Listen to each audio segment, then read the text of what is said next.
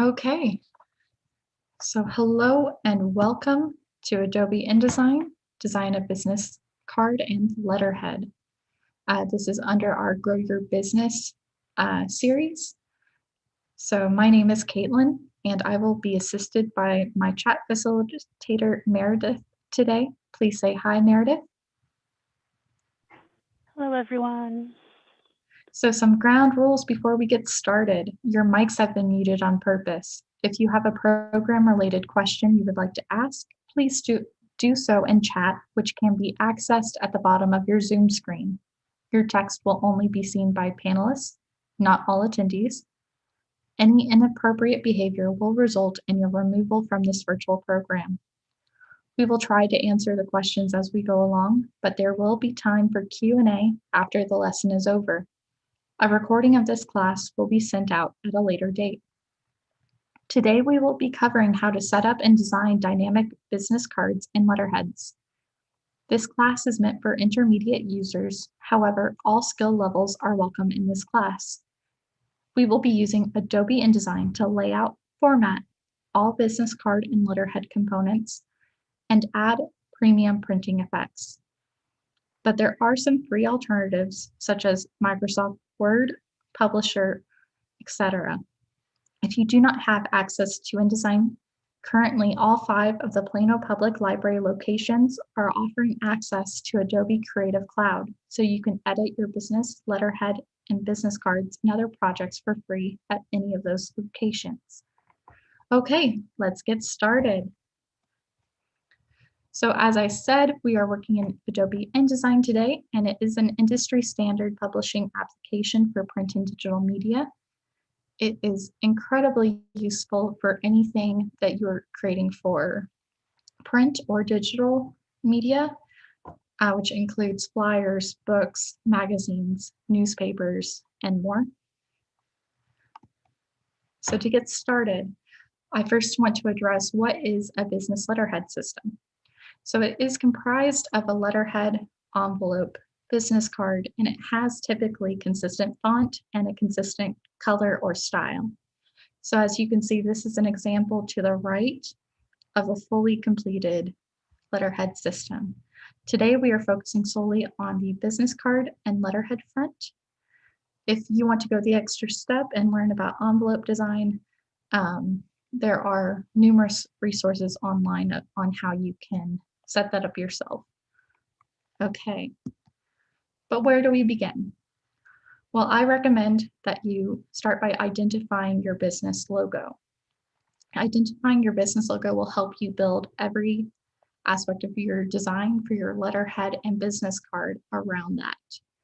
Because the idea is that we want to build a brand identity. Having a consistent message across all of your networking material will help you create a very professional network devices, which is what business cards and letterheads are used for. They are professional communication tools that are still highly relevant to today, which actually answers my next question. Are they still relevant? Well, business cards and letterheads are still a great way to convey respect and engagement with your clients. The best practices are having a consistent brand message. And it can expand your membership by having a consistent and creative communication method. It also can attract partnerships because having a consistent and creative marketing tool can attract others because you are deemed professional. It helps establish a reputation for yourself and your business. Any questions about anything we've touched on so far? So far, so good. Excellent. All right, so now we're going to jump into designing a business card. So first, I'll want to highlight the business card style, then we'll touch on the organization of content, and then we will get into premium printing effects. So over here we have an example of a very minimal business card, and up here we have something that's more creative. Okay, so business card styles. We have classic, which is going to be this top right example here. This is an example of a classic business card. It has um, the name, their job title, and other contact information. Then we have typographic. Typographic is going to be something along the lines of this playing card business card, as well as this FC media design example here in the lower right. Typographic are great for graphic designers. They are great for users who are trying to attract users to the name of their business. 3D, aka gadget, is this lower left-hand example. A gadget business card is something that is interactive. It typically takes the user on an experience with their information. So as you can see, this is a chocolatier. They put a piece of chocolate in their business card. So it still has all of their information, but also a sample of their work. So it's a very useful business card for a creative business. Minimalist, going back to this slide, this is again a very minimal business card. So it's something where you just need the bare bones. You may use the white space to write down more information. And wild format. Wild format encompasses something like this playing card where it has the rounded edges. It is tricking you into thinking it's something else, or it has a different shape like this square business card. So standard components, and I do want to note that it is not required for your business card to use every component listed here. Use only what is applicable to your business card needs. So this can include the individual's name, the name of your business or organization, your business address, phone number, website address, job title, tagline of description or graphics, logos, or even a list of services or products. Now, again, not all of this is necessary for a business card. This is typically a 2-inch by 3-inch piece of paper. So what you can convey on it is very limited, and what you do want to convey should have an impact for attracting whoever is receiving it to contact information, or you're meeting a need of theirs and you're creating a lasting impression. Now, premium printing effects. I want to also highlight that this requires communication with your printer. And a lot of the time, having the more effects you use, the higher the cost. So keep that in mind when you're designing your business card for what is your end goal and what is your budget. So some of these we already discussed with the styles of business card, having a unique shape, but this can also include things such as embossing or debossing, foil stamping, matte finishes, satin finishes. You could even include a QR code instead of a website link. You could have colored edges. You can even use very different card materials, that typographic element, spot colors, and an interactive element. If any of these you're going, ooh, I like that, then definitely think about how you want to accomplish it and how it will be most cost effective for yourself. Also think about how this can later translate into your other marketing material, such as the letterhead we will be just discussing later. So more examples. This first one in the upper left that has foil stamping, it has embossing and debossing, and it also has a matte finish. So there's a lot of elements to this business card, but it creates a lasting effect. As you can see, it's a consultant business card, so it's conveying a lot of prestige and professionalism to create their lasting impression. This is a more fun one here in the middle, this bunny rabbit that in the back you can see it punched out of a business card. So if you have a logo or a character that is a part of your brand, having an interactive element where someone uses your business card for something else can be a way to create a lasting and memorable impression while keeping your contact information handy.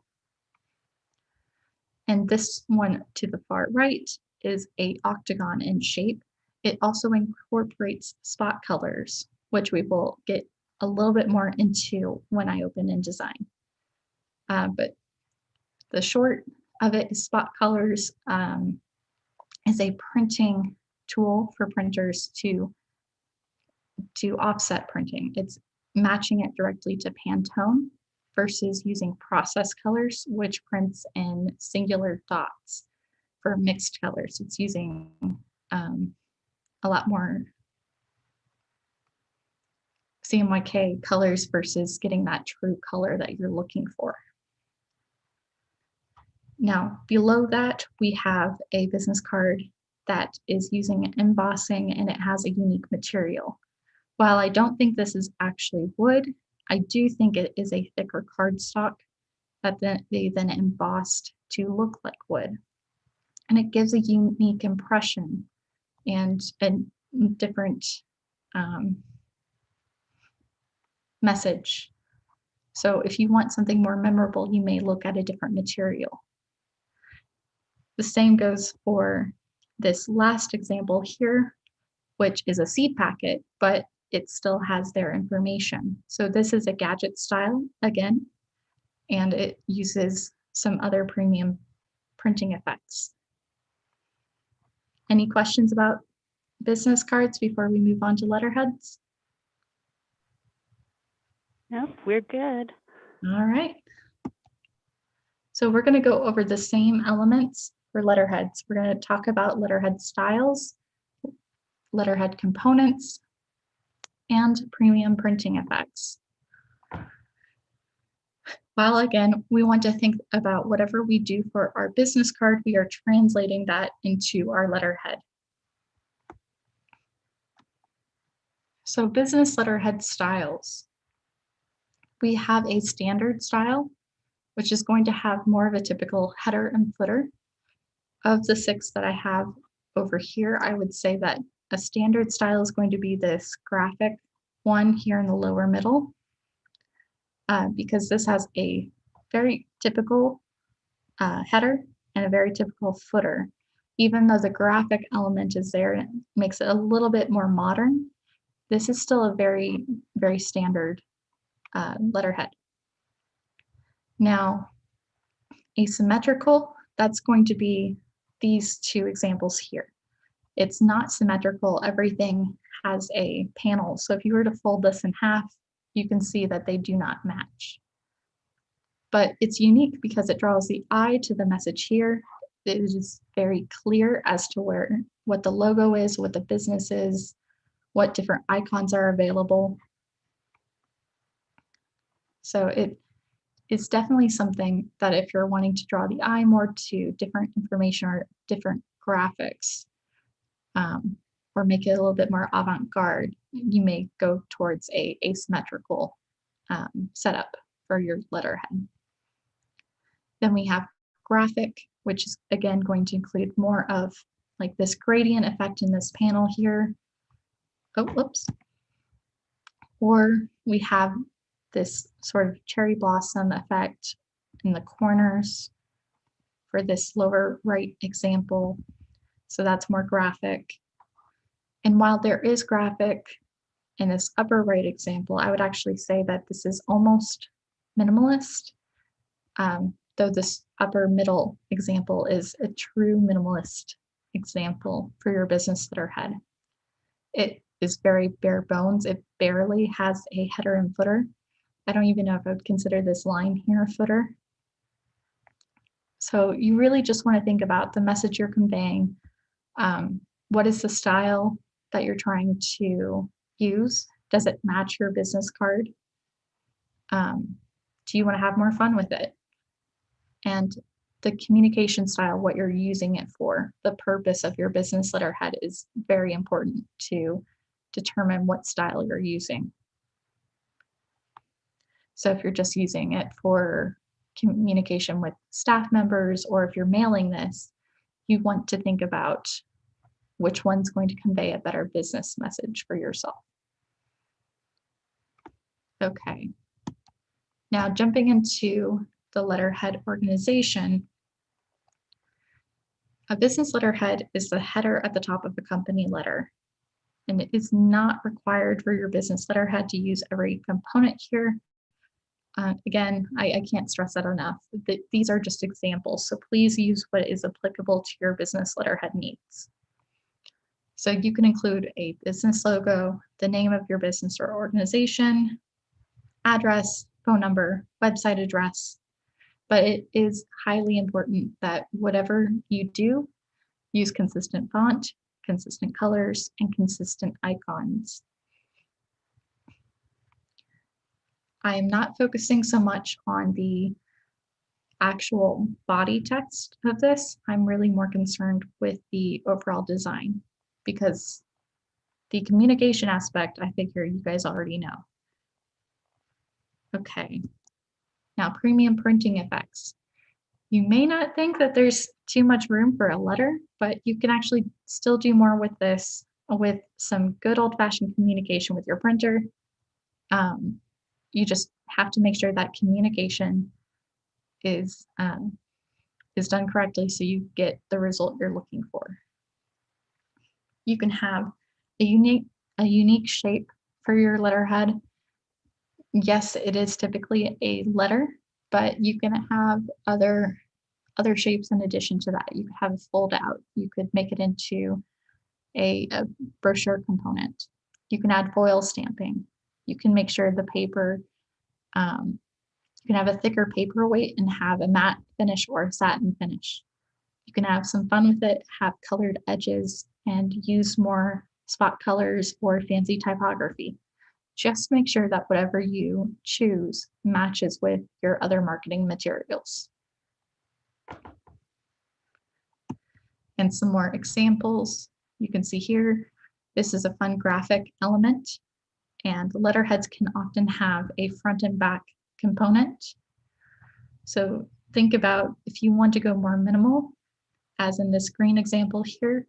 It's a very minimal, very typographic design, but on the flip side, they have this darker green background. So you can still have color if you don't want to have it directly on the page with your message. Any questions?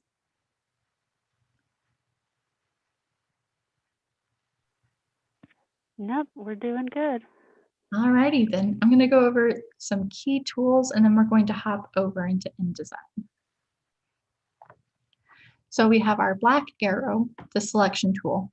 The keyboard shortcuts are going to be V, and to get out of it, if you're in any other tool, all you have to do is hit escape, and it will direct you back to the selection tool.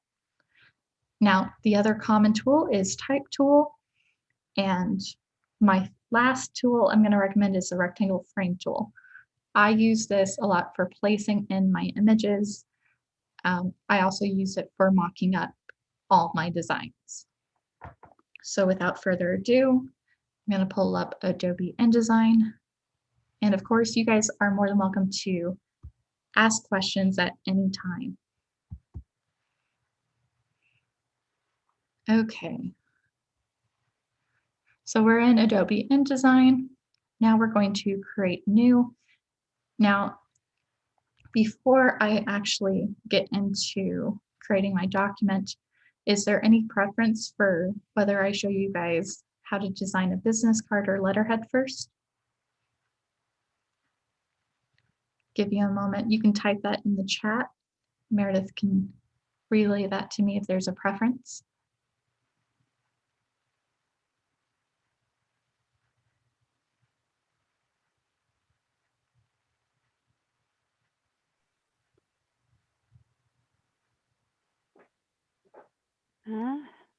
Nobody's responded yet, so I guess pick whichever you feel like doing, Caitlin.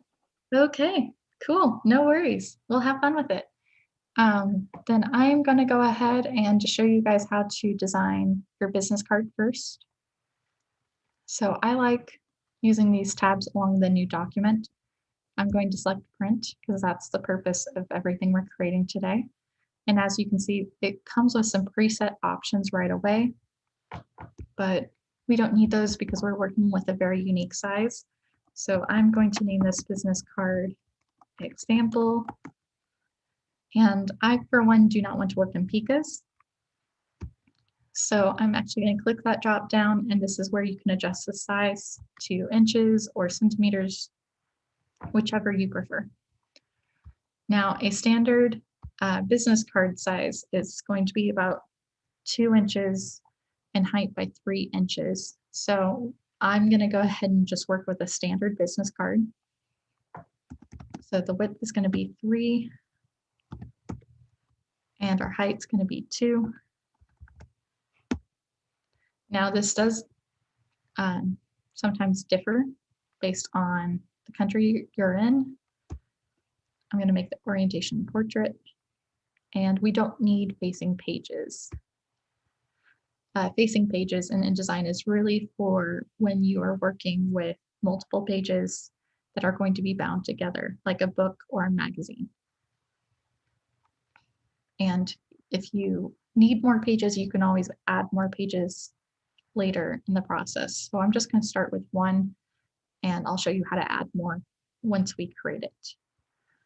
We don't need multiple columns, and our margins, I think that 1/2 inch is actually too big for this purpose. So we're going to knock that down to about 0.25. Scrolling down, you can see that there's also this chain link icon here. If you unselect that, that actually means that you can change the margins to be different on any of the other sides if needed. But having that linked together means all the settings will be the same.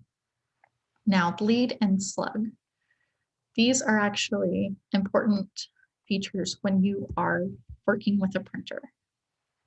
So bleed is actually telling the printer that if you have a graphic that you want printed all the way to the edge of your document, you add in a bleed so that what you're printing is actually 1/2 inch more, and then they cut it down to your desired page size so that you get that color element all the way to the edge of whatever you want printed.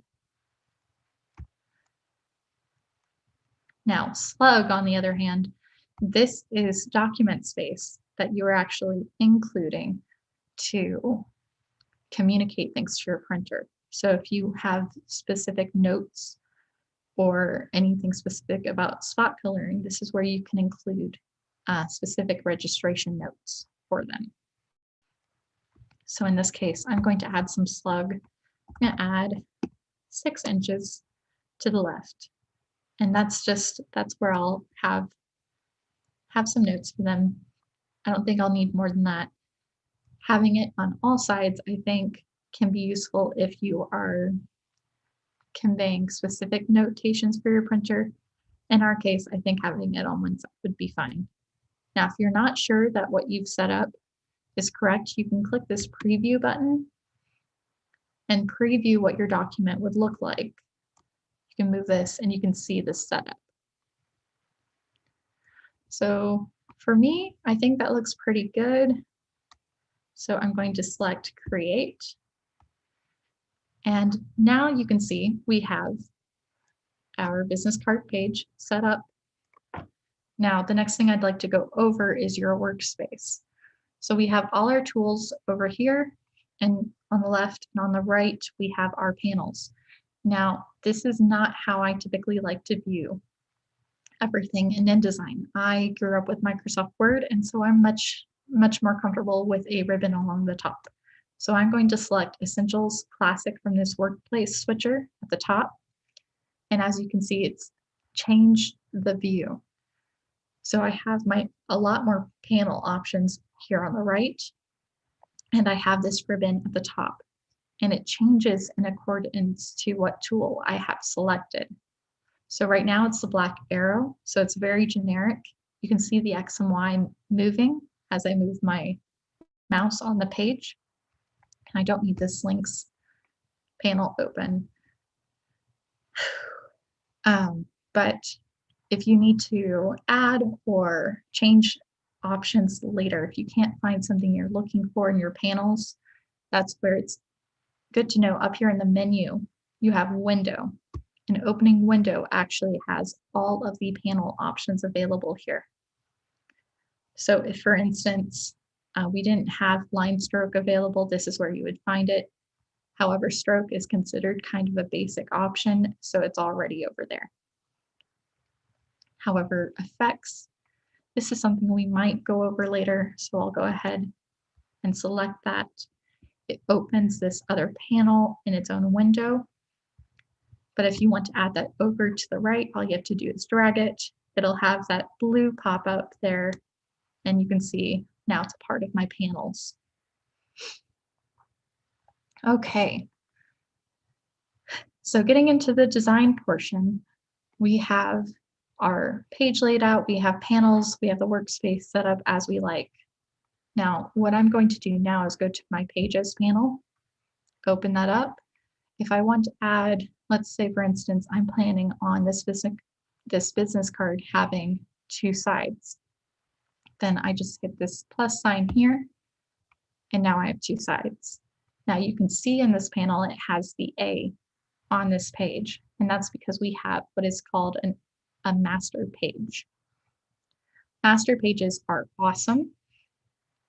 When I first started learning InDesign, it was one thing that actually confused me, but once you figure it out, they are awesome, awesome, awesome components. Selecting your master page, double-clicking it takes you to a different page, and any design element that you put on here that matches the symbol on the actual pages is then applied directly. So for instance, if you have multiple employees and you are making them business cards, you can use a master page to create a set format for name, business title, and contact information. Apply that to these pages, and then you only have to go back in and update their name, title, and phone number. You don't have to create the same text boxes a million times. So definitely make use of these master pages. So how we actually add elements, and we're going to stay on this master page to kind of set it up like we have multiple employees. I'm going to select this T tool for the type tool, and I'm going to start off with something a little bit more standard. So I'm going to create text box here, and today's employee is Jane Doe. And then now I'm going to add one below. And as you can see, whenever I dragged that, it had that helpful green lines indicating spacing and helped me drag this to be the same length as my other text box. InDesign is vector-based, so it's going to help you align things as neatly and precisely as possible. So we're just going to do cell 1, 2, 3, 1, 2, 3, 1, 2, 3, 4. Now, if your information is more than what your text box allows, that's where you switch to your black arrow and you actually just drag it out. So now everything fits and I no longer have that red arrow. Now, if you don't want to continually create new text boxes, all you have to do is copy. So I'm doing Control-C and Control-V on my keyboard to get that information. And here I will do example.com for a website. And let's see, oh, maybe Jane Doe has a job title. So black arrow, shift and click to select multiple fields. And using the keyboard, I like using the keyboard over just dragging because it's much more precise movement. Select the T tool again, underneath. I'm not concerned so much right now with the appearance of the text. Job title. So that has very standard, very basic information here, and it's only a fraction of what I included. So this is where the information will then appear on all those subsequent pages. So as you can see, the master page is applied. So when we go to page 1 and 2, it's all the way there. Now to change it, anything that you put on a master page that you later want to edit, you shift and click, shift and control click to actually edit that information after the fact. So we are on a standard page, and as you can see, that information has that dotted line around the boundary of the box. So that indicates that it's a stable element. You can't just click it and move it, not unless you control, shift, and click, which then makes that an editable element. So that's something you may not have to do for the website address. You may have to do it for a phone number, and you may or may not have to do it for a job title, depending on the information that you input. But I wanted to start off with that because this is a great way to get the basics done quickly and time efficiently. Now going back to our master page, I personally, whether or not you like minimalist or not, I think it's always good to try and include some design aspects. So we're back here. So all of my elements are editable again. Now, if you're like, I don't know about that font, that seems a little old-fashioned, or it seems a bit large, you have to remember that we are very much zoomed in. But selecting the T tool, that again changes this entire ribbon up here at the top. So we have our font options, we have our size options. If you didn't want the orientation to be on the right, that's where that would appear. So we've got Jane Doe, job title, all that. Now, I don't know about this font. Now, Minion Pro is pretty standard. Let's say we wanted something a little bit more modern. Now, I will say for print materials, serif font is generally recommended because it's easier to read. Now, if you're doing something that's solely for digital use, like you're going to use your business card as a email attachment, you're going to use it as a signature, then I would recommend updating that to a sans serif font like Century Gothic here, because it doesn't have the little legs on the end of each letter. So it's going to be easier to view on a digital screen. So think about, these are all things you get to think about with your design. However, print materials can still do very well with sans serif. It just again depends on the usage. Now, job title, personally, I like seeing that in italic. So if we switch that to our font, which is different, woohoo. So Century Gothic, italic, woohoo. However, I also think that's a little big. So highlight again, we can go over here and we can actually make it a little smaller. I think that's a little small. That's a happy medium for me. A little bit smaller makes a good impression.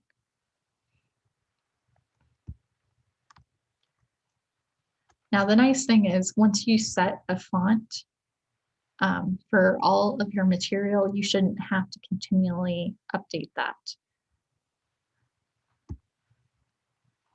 I didn't do that at the start, so that's why we're going back and we're updating it.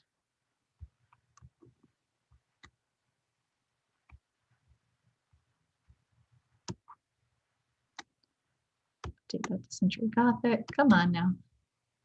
There we go. And that font's way too big.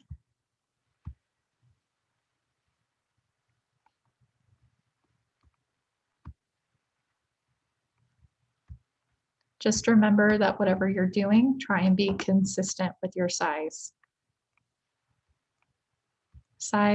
and style.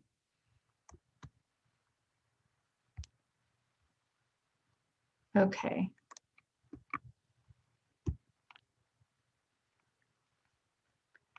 Now this is where if you didn't like how example.com looked, you could, instead of placing a graphic or a logo over here, you could instead put a QR code. You could also take the opportunity to add in a backside to your business card and add a QR code there. There are a lot of free QR generators for web pages. Just make sure that whatever you're using will be static and won't be updating from that. You want to make sure it doesn't get broken. Okay. So I'm going to close my pages panel because now we're going to, if you don't have a logo, if you're doing something that's typographic, for instance, I'm going to show you a quick way to just add in a simple graphic. So with the rectangle tool, I'm not going to use the frame tool because I'm not going to place in an image for this example. I'm going to use my ellipse tool, and I'm going to use shift so I get a symmetrical circle. So I'm going to hold that down and click and drag. Whoops. And this is what happens when you release your click and drag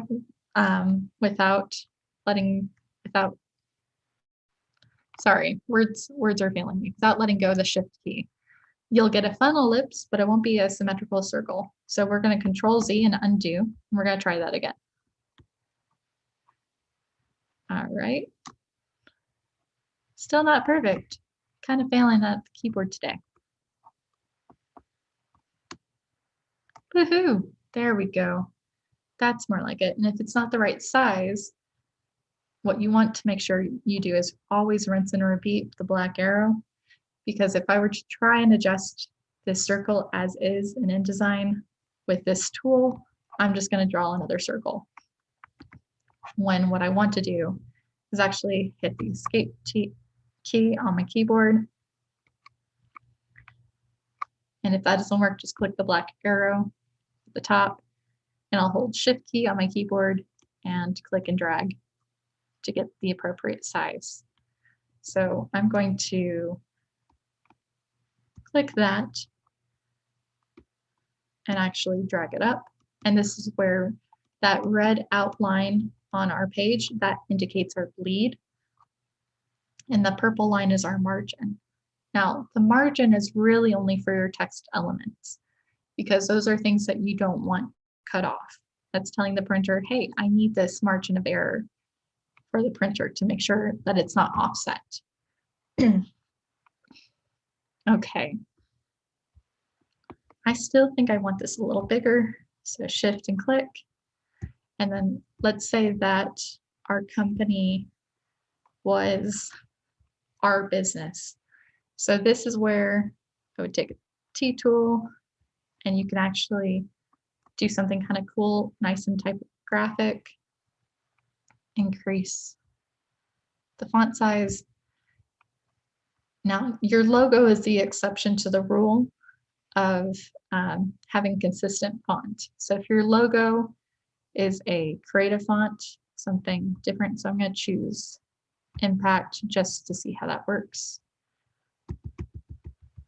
And make it really, really big. I want it bigger than that, actually.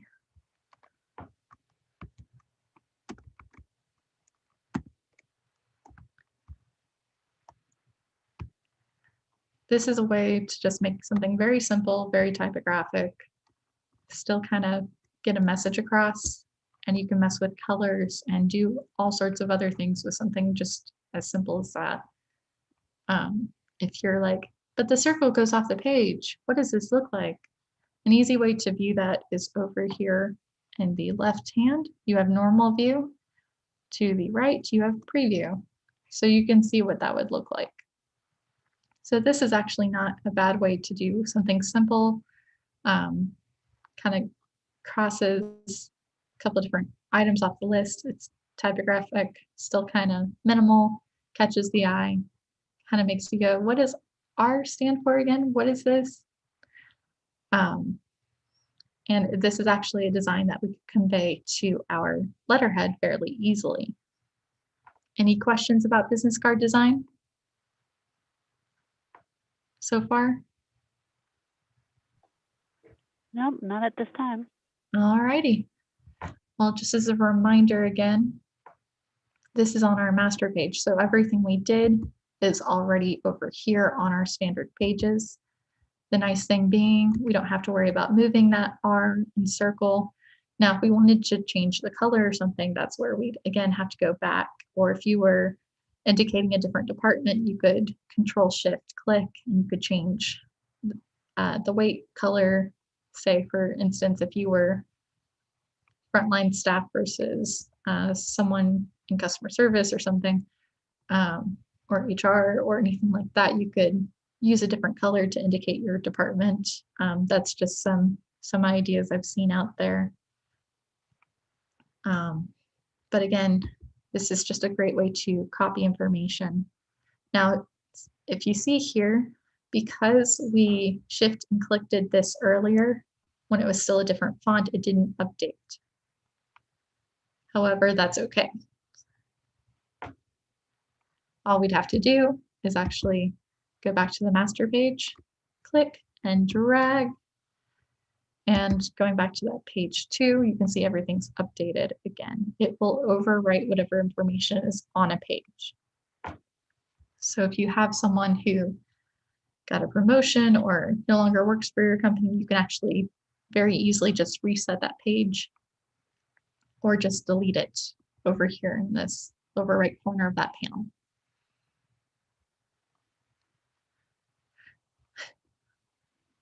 Okay, I want to make sure we have plenty of time to go over different design elements. So the last thing I want to show you with our business card example is how to add a premium print effect. In this case, I'm going to show you how to add a spot color. And adding a spot color will actually be the same method that you would use for foil stamping or any other premium printing effect. But I think spot color is probably the most common. So again, this is just, if you're going to have the same effect on everything you do, you're really going to work on your A master page. And again, the benefit is you're only doing it once versus having to do it multiple times, however many times you would have to for the material you're working on. Okay, so we're back on our master page. And I don't want the print preview, so I'm going to switch back to normal. Now, let's say we want a matte finish, and we want our font and our graphics to be glossy. So what we would do is actually add a color to indicate this. Now, it seems a bit obtuse to do so. We're going to click this rectangle frame tool. You can use the frame tool, whichever one you prefer. You can use it with the X or without an X. It really doesn't make a difference. But in this case, we're going to shift and click to make it same size as our card. And in fact, what I may do is actually make sure that this goes beyond the edge. So I'm going to make sure I rinse and repeat to my black arrow. I click on the corner, and it doesn't matter if I'm on the page, off the page, doesn't matter if it's even, same size, whatever, because I'm just trying to communicate what I need with this. And actually what I'm going to do is I'm going to create a new layer in my layers panel. And as you can see, this layer is red. Now what I want to do is this rectangle I have selected here, I'm going to click it and drag it up to layer 2 to indicate that this is a separate layer. And what I'm going to do now is if I double click that layer, I can rename it, and I'm going to rename it spot color. Oh, if I could spell, that would be even better. All right. Now, I said during my presentation I was going to get more into this. I gave a very brief description of it, but spot color really is when you're wanting a very specific color. So for instance, if you had a logo that had an iconic color like Tiffany's, everyone knows Tiffany blue. So you wouldn't necessarily just do a process printing of Tiffany blue. You'd want a spot color because you're looking for a very specific blend of color printing. Process color, again, it prints in little dots. It's the way I think of it is it reminds me of rasterized images, how everything is little pixels of color that make up a bigger image. Now, when we're printing, you want process for singular colors, singular elements, because it'll appear much neater rather than something more granular in process. Now, process printing is not bad. I'm not saying that at all. But again, it comes down to what you're needing for your material type. All right, so if we go to color, we have here this box that has a line through it, and then we have an outline. So what this is our fill and our stroke. So right now we have our stroke. If you click underneath, it moves that to the front, and it's black. So I actually don't need a stroke. I don't need a border. So if I go to the stroke here, I can actually click 0, and I no longer have a border. Vice versa, if you actually needed a border on any kind of shape element you're using in InDesign, you can just click up and down, make it as big as you need. But again, we don't need it for what we're doing with this. Just to showcase some more, they have a lot of preset border images. There are also numerous scripts out there for free that you can download into InDesign if you're looking for a more specific border, or if you design one yourself. So going back to color, we're going to select the fill. And for spot color, when you're wanting to use it, you want to make sure you're using a color that's very different from your other elements. So we could use something like a fuchsia, or we could use something like a blue, just something that's going to be very easy to understand that this is not part of your design. However, what we want to make sure of with this, so we have that color, we have that set. In our swatches panel, what we can do is actually add that color. We see it there. And if you, right now it's got our CMYK values. Now, if you double click that, that's where it pops up with swatch options. So as you can see right now, the color type is process and the color mode is CMYK. Now, CMYK is used for print. However, if you click the drop down, you see all these other options. Now, if you were using something digitally, then you really don't have to worry about this. You just want to make sure that your color mode is set to RGB, because that's the color language for all screens, for digital screens, and it's going to match the closest of what you're designing on the screen. Now, below that, we have all these other color options such as Pantone. Pantone is where we get our premium effects. So you can see coded, uncoded. It's kind of, this is really the language for your printer. You're letting them know if you need something shiny, if you need something matte. So for this, we're going to say Pantone uncoded, and we do not want process, we want spot. Because again, we are communicating to our printer what we are looking for from this. And so we're going to call this matte spot color. It can be whatever you need, whatever's going to help you know what you're using it for. So we're going to click OK.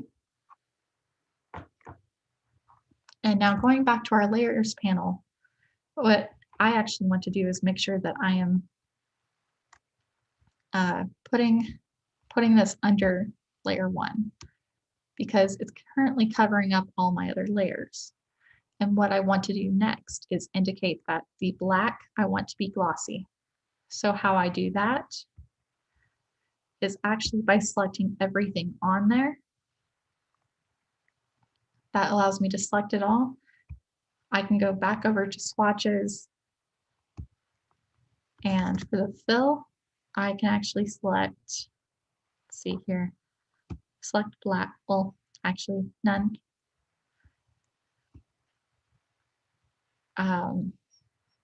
So not fill. You can select the stroke, which is going to be the lines of all the elements, and we can say black. Now, if we needed something else with this, which this is actually outlining the boxes, so it's not exactly what we need. But you can use it to indicate the elements that you want glossy. So I'm still gonna, for the purpose of this example, show you what I mean. You can double click black, or at least you should be able to. It's fine. We can add a new swatch, black copy. There we go. Just took it a moment. We can change that again to spot, and we can indicate that we want this to be a glossy. So this is going to be a Pantone coated. Okay. Any questions about that in terms of adding premium printing effects?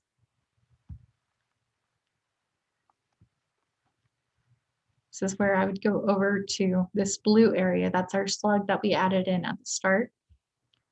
And I would add a text box and just say spot color matte or matte finish, and spot color black copy for glossy black print finish. It doesn't have to be complicated. You can keep this message very simple. For the sake of time, I've made this extremely simple, but your printer could look at that and know what you want to be glossy and what you want matte for a dramatic effect. So switching back to my black arrow, we only have a few minutes left, but I do want to show the basics of a letterhead outline. So you don't have to close out of this. InDesign allows you to work in multiple tabs. So you just go up to File, New, and New Document. Okay, do you guys see this new document screen? Yes. Okay, excellent. When I'm screen sharing, I'm never quite sure. So I'm just going to quickly type in Letterhead Example. I'm going to change this to inches. Well, actually, I'm going to go back over to Print. We're going to select Letter. I'm going to select inches. Turn off facing pages. Going to add, in this case, keeping a 0.5 margin is not a problem, but I am going to increase the bleed. And I'm not going to worry about a slug this time. So I'm going to click Create. And so now I have a standard letterhead page. Now you can use the master pages the same way for this, especially if you have different standard message letters that you're going to send out for your business. Then it makes a whole lot of sense to make use of the master pages for multiple designs. And you can have multiple master pages. All you would have to do is actually in this upper right hamburger of the pages panel, you can select new master. They'll automatically go with B, or you can actually name it something else. But now you have a scroll bar here for A and B master. It's going to default to putting everything on the A master page, however. So when you're designing your letterhead, you want to have that consistent header and footer with the consistent details. Now, the way I like to go about this is I'm going to use the rectangle frame tool that I mentioned earlier, and I'm just going to outline a very basic, basic letterhead, in my opinion. Now, I can make this, if I mock this up pretty quickly, I can show you how I would connect it back to the business card example. But I also want to make sure I show you guys how to do other things in InDesign. So we have my two rectangles here. And let's see here. I also want to make sure I have my text indicated. So here's where I would have my salutation, and here is where I would have that body text, that message, and then a signature of some sort. So as you can see, made that a lot quicker. I don't have to have any elements to add in immediately, but just by selecting it, now I can actually file place. So by doing Control D on your keyboard or just going up to the menu for File and selecting Place, that is how you could quickly load in images. Now for this, I'm just going to show strawberry. Now, as you can see, that didn't fit quite as I wanted. Now, by right-clicking, there's an option called Fitting, and you can fit content proportionally, or you can fill frame proportionally. But you can also see that this is very, very much pixelated. By right-clicking again and going down to display performance, you have high quality display, which makes it a little better. I didn't choose a very high resolution image for this, but you can kind of get what I'm going for with this. And at the bottom, this is where I could actually just do a simple color, for instance, or choose a swatch. That's the outline. Make sure your fill is selected. And I could add in some other elements like that contact information. So this is just very basic, and it shows you how you can do it very quickly. Now, if you wanted something specific, like a specific logo shade of red, again, if you double click this, opens it up, you can choose spot color. And if you do Pantone, which doesn't, I would do a solid, and I would do maybe coded for that. You can see it automatically will come up. So if you know that your brand has a Pantone equivalent, it's very, very convenient to use a spot color for that. So I'm, for this example, going to use Pantone 185 and select OK. And I don't have to have any kind of worries with this. The only thing I may do is actually take this and drag it past the edge of the page so that the printer knows that I want that to go all the way to the edge, and they're actually going to print it large enough to where when they cut it down, it'll match my desired page size. Now I know I'm down to the wire for time on this class, so is there any question that I can answer about business card and letterhead design? If I were to link this back to the business card, what I would have done, what I'll do really, really quick is I'm just going to hide those elements. I would have just taken the ellipse tool and I would have kept that R, I would have drawn that in the corner there.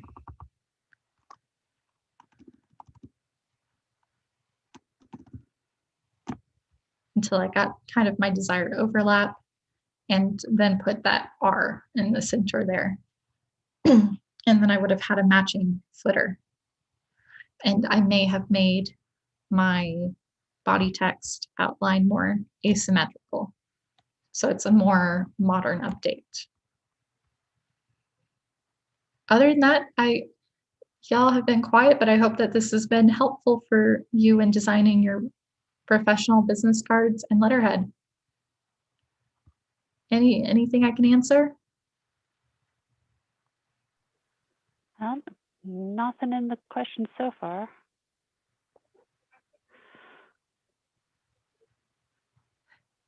I do have previous recordings of letterhead and business card on YouTube, on our Plano Library YouTube channel. So if you need to revisit any information or you want to get into more depth on either of these topics, feel free to check those out.